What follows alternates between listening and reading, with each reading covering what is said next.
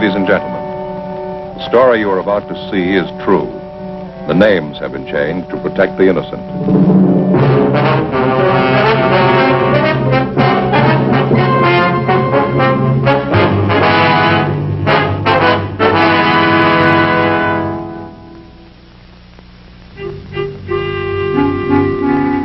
This is the city. All year round, it wears work clothes. On holidays, it dresses up. To most people, Christmas brings happiness and prayer. To some, it brings heartbreak. Then my job gets tougher. I'm a cop. It was Thursday, December 22nd. We were working the night watch out of Homicide Division. My partner's Frank Smith. The boss is Captain Lorman. My name's Friday. We'd gotten a call that a 9-year-old boy was missing from his home. The evidence pointed to foul play. We had to check it out.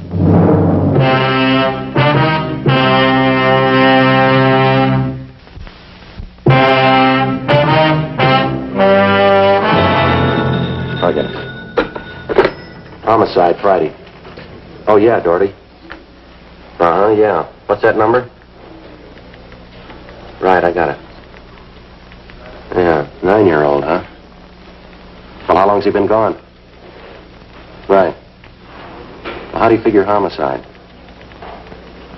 Uh-huh. Oh, yeah. Yeah, right. Okay, sure, we'll get right on it. Right. Anything? Doherty, Unit 113J. He and Levinson are out on Hollis Avenue trying to track down a 9-year-old boy. What's the story? Well, the kid's missing. Suspicion of foul play. How long's he been gone? About 2 hours. Kid was last seen playing in the backyard of his home. Yeah? Doherty says they checked over the yard. Find anything? Blood stains, lots of them. They look new. Tom Doherty from Highland Park Juvenile was waiting for us in front of the house. We went down the driveway and into the backyard. Doherty told us that the boy's mother told him that she'd gone out to do some Christmas shopping at 11 o'clock that morning. And when she returned home at 2 p.m., the boy was gone. His name was Stanley Johnstone, age 9 years. Ray Pinker started his preliminary investigation of the stains found on the patio.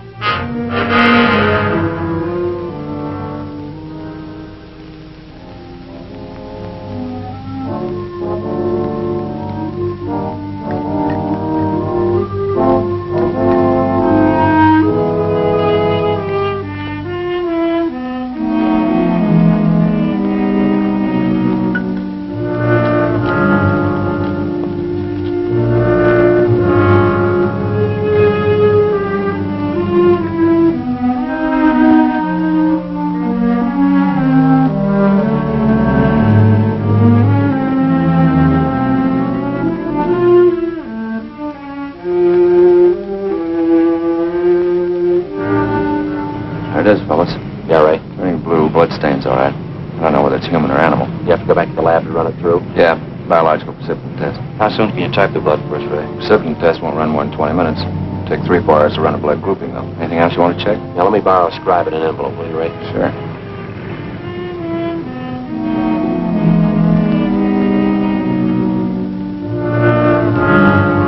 .22 caliber empty cartridge casing. I marked it for evidence. Doherty went on to tell us that he and his partner Levinson had talked with the neighbors. They could tell them nothing. He said they put out a missing broadcast on the boy and that the mother was at a loss to explain the boy's whereabouts. Blood stains, empty cartridge. Could mean 100 things. Any ideas, Friday? Yeah, just one, and I don't like it. 4:30 p.m., Thursday, December 22nd. The neighborhood search for 9-year-old Stanley Johnstone continued. Ray Pinker went back to the crime lab to start the precipitin test and the blood grouping. Levinson and his partner Doherty from Highland Juvenile stood by. We called Captain Lorman, and he arranged for a special detail to aid in the search for the missing boy. Frank and I questioned the boy's mother, a Mrs. Ruth Johnstone, a woman in her early 40s. She seemed fairly calm under the circumstances. Mrs. Johnstone, is your boy Stanley in the habit of wandering off without telling you where he's going? No, he's not in the habit of wandering off, but he has done it before. When was the last time, Miss Johnstone? You don't have any children, do you, Sergeant Friday? No, ma'am, I'm not married. Well, there comes that time in every young boy's life when he feels that it's time to leave home, go out on his own. Usually happens somewhere around 8 to 10. Yes, I think I know what you mean. I have a boy of my own. You know how it is. My husband and I scolded Stanley one afternoon after school, and he was quite put out about it. Thought George and I were unfair. packed a few of his things and left. How long was he gone? Oh, no time at all, about 2 hours. I was worried about him, but my husband said to leave him alone, said every boy had to go through that stage. Well, and you think he's run away from home again this time, do you? Yes, I think so. He's been gone about 4 hours now. I have a funny feeling about it. Well, did you and his father have some misunderstanding with the boy recently? That's just it. We haven't. I don't mind telling you, now that we're talking about it.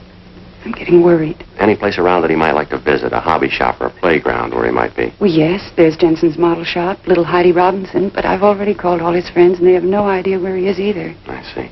We'd like a list of all of his friends and the places that he was known to frequent. Yes, all right, I'll give them to you. Where do you suppose he is? Where's your husband now, Mrs. Johnstone? At work. George works for the city. He's a fireman. Where's he stationed? Engine Company 12. He's working the A platoon. He'll be home tomorrow morning. I haven't told him Stanley's gone. Well, is there any chance that the boy might be down at the firehouse with his father? No, he seldom goes down there anymore. No, I don't think he's there. I'm awfully worried. May I call my husband? Oh, sure. Go right ahead. Excuse me. I know George will be worried.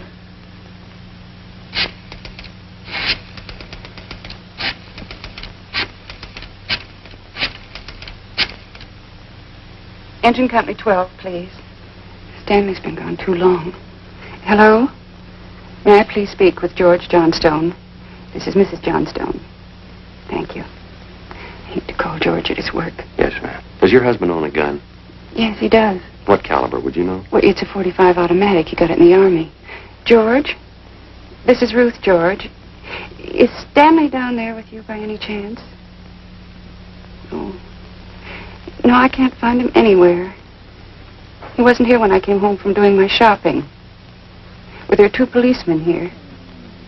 No, dear, I'll call you if we don't find him soon. All right, dear, yes, you too. Bye. I didn't think you'd be with George. That .45, is that the only gun in the house? Yes. Why are you asking about guns? Has anything happened you're not telling me about? No, ma'am, just routine checking. We'll have to take a look at that .45 if you don't mind. Well, maybe I should tell you, we do have another gun in the house, but it's all wrapped up.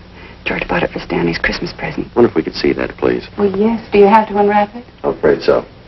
Well, it's this way. It's in this closet. Think I can reach it? I had to hide it. Oh. Stanley must have found it. It's gone. Here's the gift card and the box the gun came in. It was a rifle. Wonder if I could see that box. Oh, of course. Thanks, ma'am.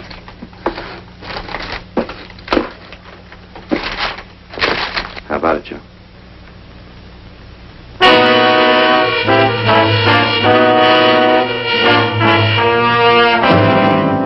Thursday, December 22nd, 5:15 p.m. The search for the missing boy continued. We checked the list of Stanley Johnstone's friends. None of them or their parents had any idea of his whereabouts. We talked with Doherty again. He'd been in touch with the detail combing the neighborhood. They found nothing.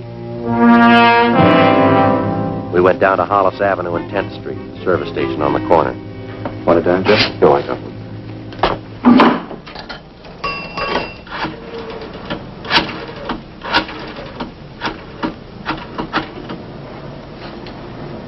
$2667, please. Thank you. Crime lab? Yeah, Ray? No, Ray Pinker.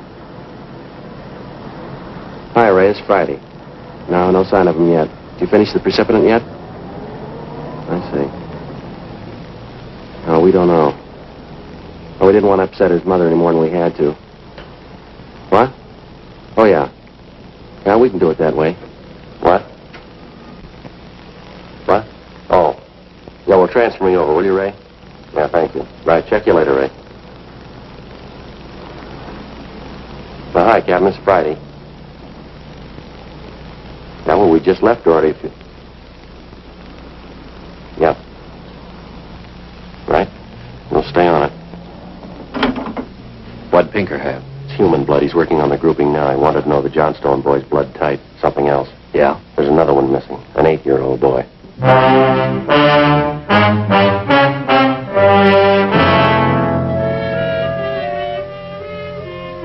6:30 p.m. We talked with Officer Doherty about the other missing boy. He told us that his name was Stephen Martin, 8 years old.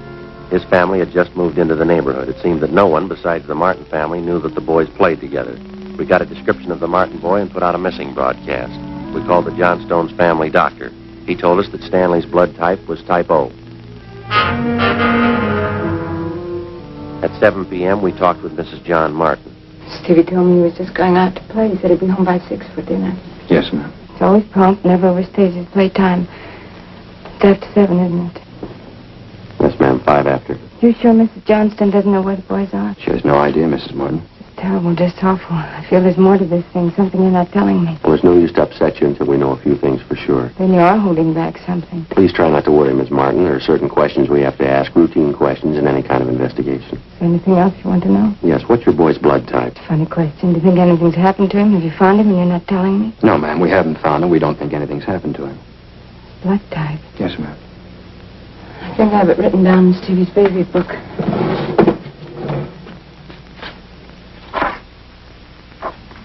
Yes, here it is. It's type O. Thank you. I wonder if I might use your phone. Yes, of course, in the hall. Thank you. Excuse me. Mm-hmm.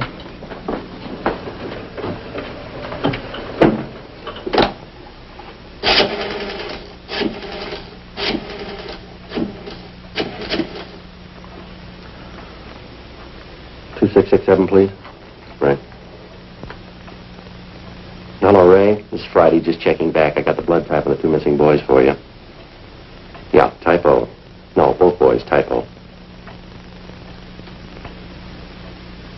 What? Right. Frank, see you a minute. Right, Joe. Excuse me, Miss Martin. Tinker just finished the blood grouping. Bad?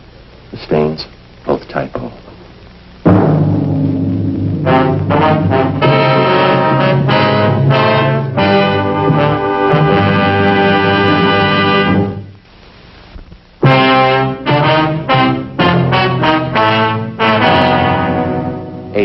Thursday, December 22nd. Still no sign of either of the missing boys. Captain Lorman went back to headquarters to direct the search from there. He dispatched another detail of 50 men to aid in the hunt for the missing youngsters. 8:30 p.m. We went up the block to see Mrs. Johnstone. Her husband had quit work early and returned home. We talked with him. He could tell us nothing more than we already knew.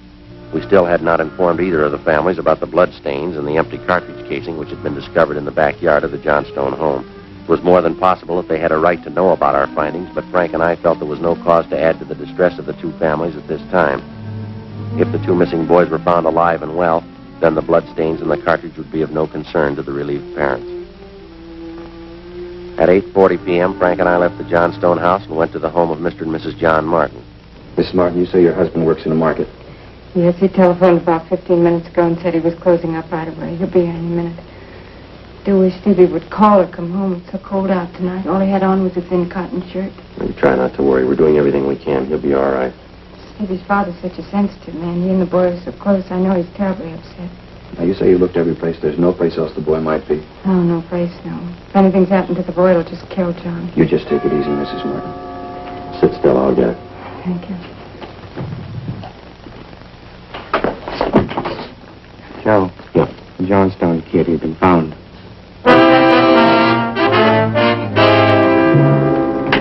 He's home, Sergeant. He's come home. Thank God he's all right. Well, where's he been? Did he tell you? No, he didn't. He's acting so strange. I've never seen him like this. How do you mean, Mrs. Johnstone? Well, he just came in the front door, said hello, Mom, sat down in a chair and stared at the floor. Won't talk to his father or me. Mind if we talk to him? Well, no, go ahead. I asked him about the little Martin boy, but he wouldn't tell me a thing. Where's he now? In the dining room.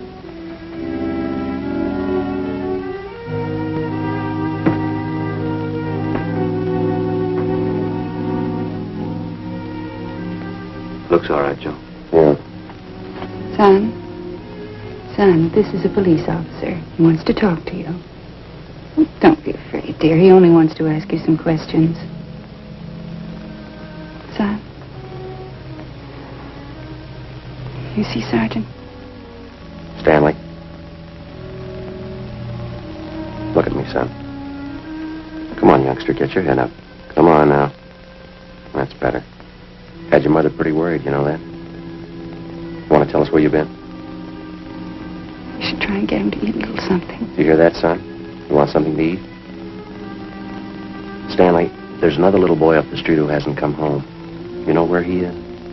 His father and mother are worried about him, too, just like your folks were. You've got to help us find him, son. I killed him. I killed Steve. With the 22. We were only playing, but I killed him. How do you know you killed him? Maybe he's only hurt. Now, isn't that it? No, he's dead. I know he's dead. The gun went off. We forgot we put bullets in there. Where is he, Stanley? I hit him.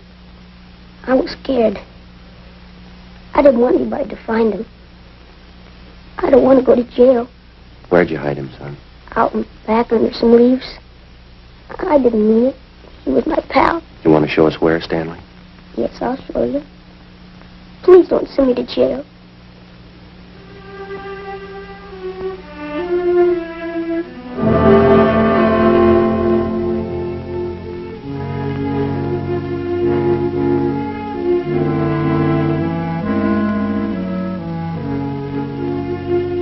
(9:15 p.m., Thursday, December 22nd. 9-year-old Stanley Johnstone led the way out beyond the backyard of his home. He showed us the wagon he moved the body in.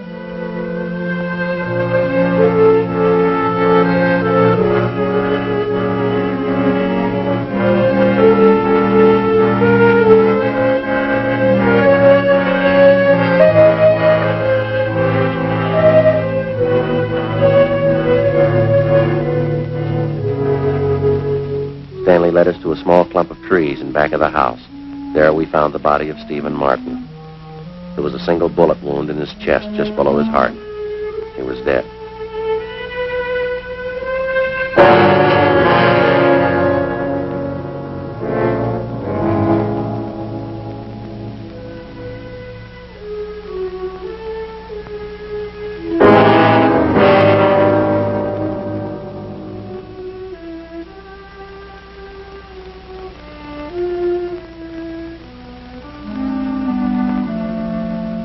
I knew my folks were going to give me the gun for Christmas.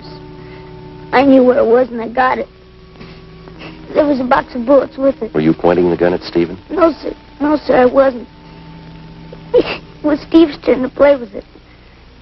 I was chasing him, and he tripped over that stump there, and the gun hit him in his stomach and went off. Why do you think you killed him if you're telling us the truth? I'm telling the truth. Honest, that's the truth. All right, I believe you, son, but why do you think you killed him? It was my gun. Steve'd still be alive if I didn't go get it. Should have waited till Christmas. It's all my fault. Where have you been all this time? Right here. With Steve. What were you doing, son? I was praying. I was praying for God to make you alive again.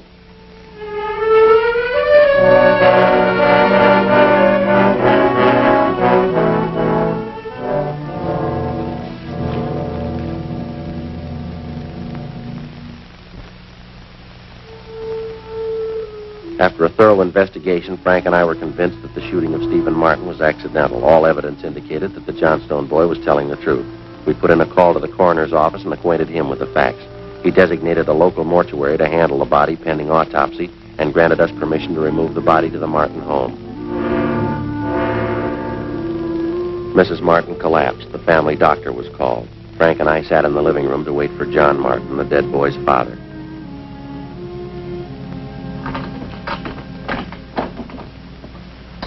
Edith? Edith? Mr. Barton? Yes. You the police? Yes, sir. Where's Edith? Where's my wife? Well, has my boy come home yet? Well, have you found him? Yes, sir. Well, where is he? Stevie? Stevie? Where's Steve? He's hurt, isn't he? Yes, sir. Well, where is he? I want to see him. He's hurt pretty bad, Mr. Martin. Well, where is he? I want to see him.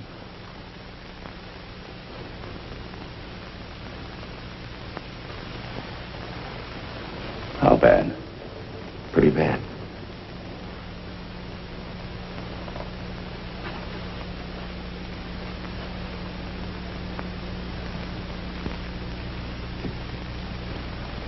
He's dead.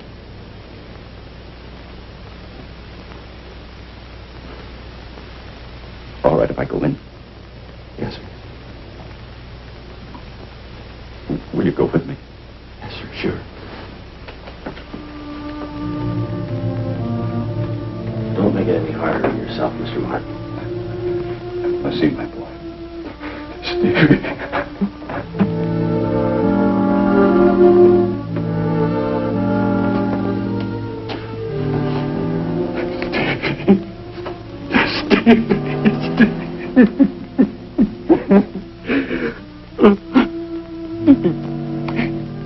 Listen to me, son.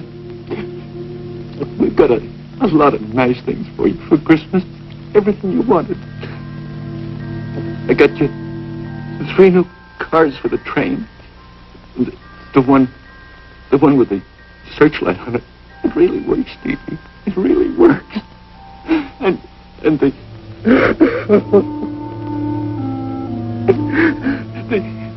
the new switch you wanted, and a lot more track. You know, now you can have a big light out.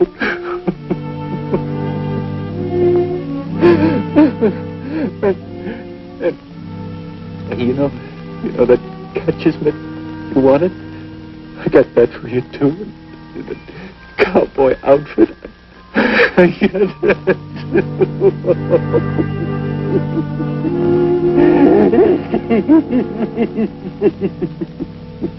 Mr. Martin.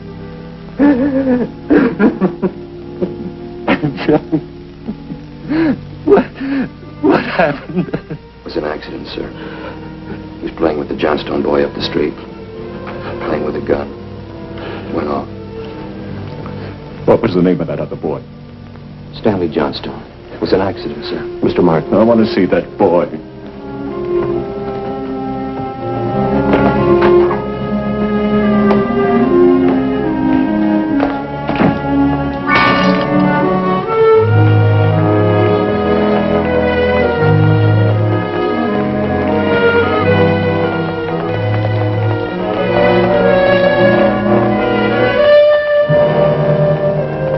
We had no idea what the dead boy's father had in mind. We didn't feel that we should try to restrain him. We went along with him up the street to the Johnstone home. I'm Stevie's father. Where's your boy? Oh, I'm sorry.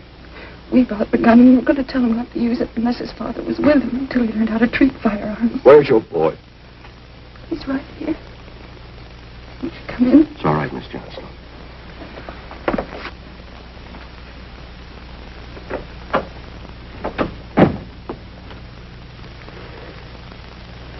Are you the boy that was with Stevie? Yes, sir. What's your name? Stanley.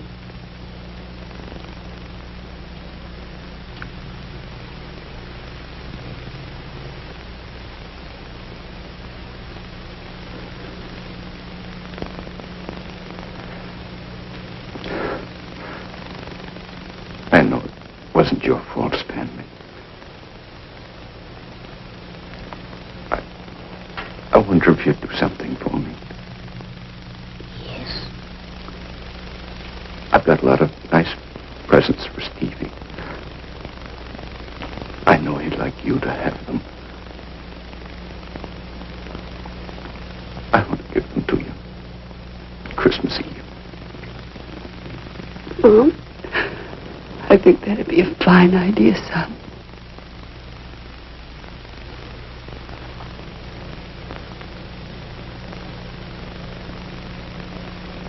Come on, Frank.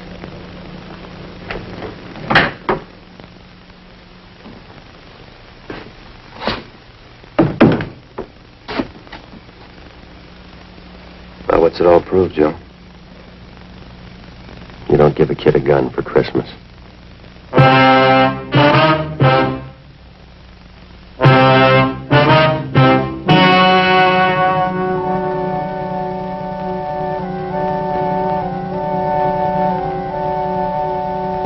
On December 24th, the coroner's inquest was held at the County Morgue, Hall of Justice, City and County of Los Angeles, State of California.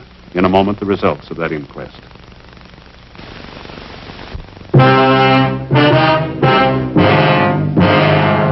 The coroner's jury ruled that the death of Stephen Martin was the result of an accident.